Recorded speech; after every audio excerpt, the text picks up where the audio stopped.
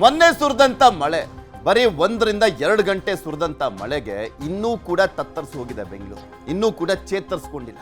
10 ಜನ ಸಾವನ್ನಪ್ಪಿದ್ರು, 100 ವಾಹನಗಳು ಜಖಮಾಗಿದ್ದಾವೆ, 850ಕ್ಕೂ ಹೆಚ್ಚಿನ ಮರಗಳು ಬಿದ್ದಿರುವಂಥದ್ದು.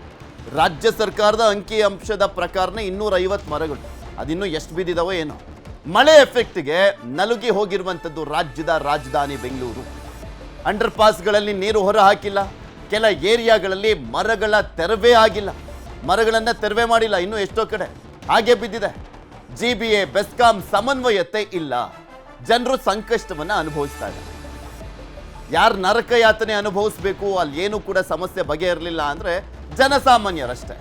ಬೆಂಗಳೂರಿನಲ್ಲಿ ಎಲ್ಲೆಲ್ಲಿ ಹೇಗಿದೆ ಪರಿಸ್ಥಿತಿ, ಮಳೆ ಎಫೆಕ್ಟ್ಗೆ ಏನೆಲ್ಲ ಸಮಸ್ಯೆ ಆಗ್ತಾ ಇದೆ, ನ್ಯೂಸ್ 18ನಲ್ಲಿ ಪಿನ್ ಟು ಪಿನ್ ಮಾಹಿತಿಯನ್ನ ನಿಮ್ಮ ಮುಂದೆ ಇಡ್ತಾ ಹೋಗ್ತೀವಿ. ಯಾವ್ಯಾವ ರೀತಿಯಾಗಿ ಸಮಸ್ಯೆಯನ್ನು ಎದುರಿಸ್ತಾ ಇದ್ದಾರೆ ಅಂತ ನಿಮ್ಮ ಮೊನ್ನೆಯಿಂದಲೂ ಕೂಡ ತೋರಿಸ್ತಾ ಇದ್ವಿ. ಮೊನ್ನೆ ರಾತ್ರಿ ಸುರಿದಂಥ ಮಳೆಯಿಂದಲೂ ಕೂಡ ಹೇಗಿದೆ ಪರಿಸ್ಥಿತಿ ಅನ್ನುವಂಥದ್ದನ್ನು ನಿಮ್ಗೆ ತೋರಿಸ್ತಾ ಇದ್ವಿ. ನೋಡಿ, ಕೆಲವೊಂದು ದೃಶ್ಯಾವಳಿಗಳನ್ನು ಗಮನಿಸ್ಬೋದು. ಕೆಲವೊಂದು ಸ್ಪಾಟ್ಗಳಿಗೆ ಲೋಕಾಯುಕ್ತ ಕೂಡ ಹೋಗಿದ್ರು, BS ಪಾಟೀಲ್ ಅವರು. ಅಂಡರ್ ಪಾಸ್ಗಳಲ್ಲಿ ನೀರು ನಿಂತಿರುವಂಥದ್ದು ನೋಡಿ, ಅದು ಎಲ್ಲಿ ಯಾವುದೋ ಕಿತ್ತೋಗಿರುವಂಥ ಏರಿಯಾ ಅಂತಲ್ಲ, ಅದು ಮೇನ್ ಆಗಿ ಹಾರ್ಟ್ ಆಫ್ ದ ಸಿಟಿ, ವಿಧಾನಸೌಧದ ಹತ್ರ, KR ಸರ್ಕಲ್ ಹತ್ರ. ಅಲ್ಲೇ ಅಂಡರ್ ಪಾಸ್ ಕಂಪ್ಲೀಟ್ ಆಗಿ ಫುಲ್ ಆಗೋಗಿದೆ, ನೀರು ತುಂಬಿಕೊಂಡು, ಗೊಚ್ಚೆ ನೀರು ತುಂಬಿಕೊಂಡು. ಇನ್ನೂ ಕೂಡ ಆ ನೀರನ್ನ ತೆರವು ಮಾಡಿಲ್ಲ.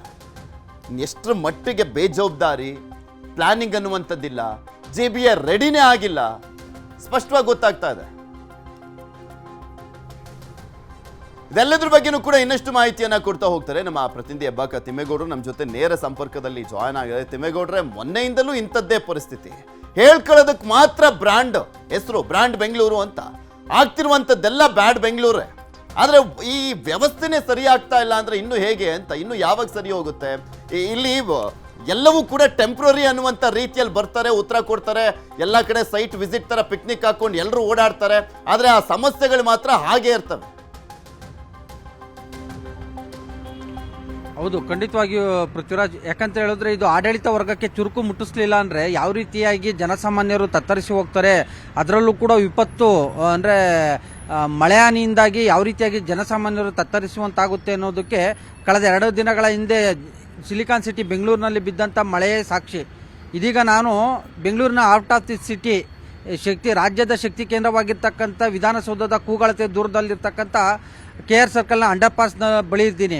ಈ ಒಂದು ಅಂಡರ್ ಪಾಸ್ ಕಳೆದ ಬಾರಿ ಜಲಾವೃತಗೊಂಡು ಯುವತಿಯೊಬ್ಬಳು ಮೃತಪಟ್ಟಿದ್ರು.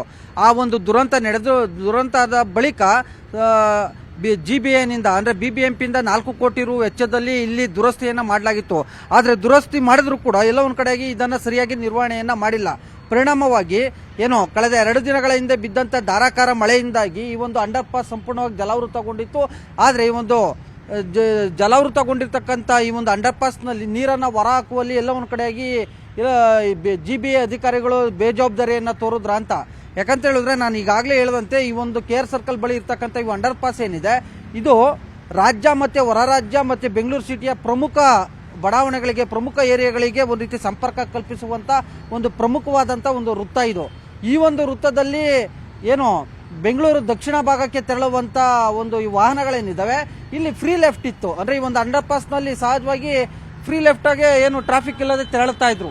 ಇದೀಗ ಕಳೆದ 2-3 ದಿನಗಳಿಂದಲೂ ಕೂಡ ಈ ಒಂದು ಅಂಡರ್ ಪಾಸ್ ಮುಚ್ಚುವಾಗಿದೆ. ನೀರನ್ನು ಹೊರ ಹಾಕುವಲ್ಲಿ ಎಲ್ಲ ಒಂದು ಕಡೆಗೆ ಅಧಿಕಾರಿಗಳು ವಿಫಲರಾಗಿರ್ತಕ್ಕಂಥ ದೃಶ್ಯದಲ್ಲಿ ನೋಡ್ತಾ ಇರ್ಬೋದು. ಎಷ್ಟು ಟ್ರಾಫಿಕ್ ಉಂಟಾಗ್ತಾ ಇರ್ತಕ್ಕಂಥದ್ದು ಈ ಒಂದು ದೃಶ್ಯದಲ್ಲಿ ಅಂದರೆ KR ಸರ್ಕಲ್ ಬಳಿ. ಆದರೆ ಒಂದು ವೇಳೆ ಈ ಒಂದು ಅಂಡರ್ ಪಾಸ್ನಲ್ಲಿ ನೀರನ್ನು ಸರಾಗವಾಗಿ ಹರಿಯುವಂತೆ ಮಾಡಿದರೆ, ಚರಂಡಿಯನ್ನು ಅಗಲೀಕರಣ ಮಾಡಿದರೆ, ನೀರನ್ನು ತುರ್ತಾಗಿ ಹೊರ ಹಾಕಿದ್ರೆ ಇವತ್ತು ಈ ಟ್ರಾಫಿಕ್ ಆಗ್ತಾ ಇರಲಿಲ್ಲ. ಮತ್ತೊಂದು ಕಡೆಯಾಗಿ ಈ ಎಲ್ಲ ಬೆಳವಣಿಗೆಗಳ ಹಿನ್ನೆಲೆಯಲ್ಲಿ ಅಂದರೆ ನಾಟ್ ಓನ್ಲಿ ಫಾರ್ ಅಂದರೆ ಈ ಒಂದು ಅಂಡರ್ ಪಾಸ್ ಅಷ್ಟೇ ಅಲ್ಲ, ಬೆಂಗಳೂರಿನಲ್ಲಿರ್ತಕ್ಕಂಥ ಹಲವಾರು ಅಂಡರ್ ಪಾಸ್ಗಳು ಜಲಾವೃತಗೊಂಡಿದ್ದಾವೆ, ಹಲವಾರು ಅಂಡರ್ ಪಾಸ್ಗಳು ಮುಚ್ಚಿ ಹೋಗಿದ್ದಾವೆ. ಹೀಗಾಗಿ ಎಲ್ಲ ಒಂದು ಕಡೆಗೆ ಅಂಡರ್ ಪಾಸ್ನಿಂದ ತೆರಳದೆ ಅಂದರೆ ನಿಗದಿತ ಸಮಯಕ್ಕೆ ಕೆಲಸ ಕಾರ್ಯಗಳಿಗೆ ತೆರಳಲಾಗದೆ ಜನಸಾಮಾನ್ಯರು ಒಂದು ರೀತಿ ತತ್ತರಿಸುವಂತಾಗಿರ್ತಕ್ಕಂಥದ್ದು. ಸೊ ಹೀಗಾಗಿ ಇವತ್ತು DCM DK ಶಿವಕುಮಾರ್ ಅವರು ಕೂಡ ಸಿಟಿ ರೌಂಡ್ಸ್ ಅನ್ನ ಇಟ್ಕೊಂಡಿರ್ತಕ್ಕಂಥದ್ದು. ಬೆನ್ಶಂಕ್ರಿ, KR ಮಾರ್ಕೆಟ್, MG ರೋಡ್ ಸೇರಿದಂತೆ ಹಲವಾರು ಭಾಗದಲ್ಲಿ ಇವತ್ತು DK ಶಿವಕುಮಾರ್ ಅವರು ಕೂಡ ಸಿಟಿ ರೌಂಡ್ಸ್ ಅನ್ನ ನಡೆಸ್ತಾ ಇದ್ದಾರೆ. ಹಾಗಾದ್ರೆ ಸಿಟಿ ರೌಂಡ್ಸ್ ನಡೆಸೋದ್ರ ಮುಖಾಂತರ GBA ಅಧಿಕಾರಿಗಳಿಗೆ DK ಶಿವಕುಮಾರ್ ರೌಂಡ್ಸ್ ಹೊಡೆಯೋದು ಇಂಪಾರ್ಟೆಂಟ್ ಅಲ್ಲ, ಅಲ್ಲಿ ಸಮಸ್ಯೆಗಳು ಬಗೆಹರಿಬೇಕಾಗಿದೆ. ನೋಡೋಣ ಯಾವಾಗ ಸಮಸ್ಯೆಗಳು ಬಗೆಹರಿತವೆ ಅಂತ. ಧನ್ಯವಾದ ತಿಮ್ಮೇಗೌಡರು ನಿಮ್ಮೆಲ್ಲ ಮಾಹಿತಿಗಾಗಿ.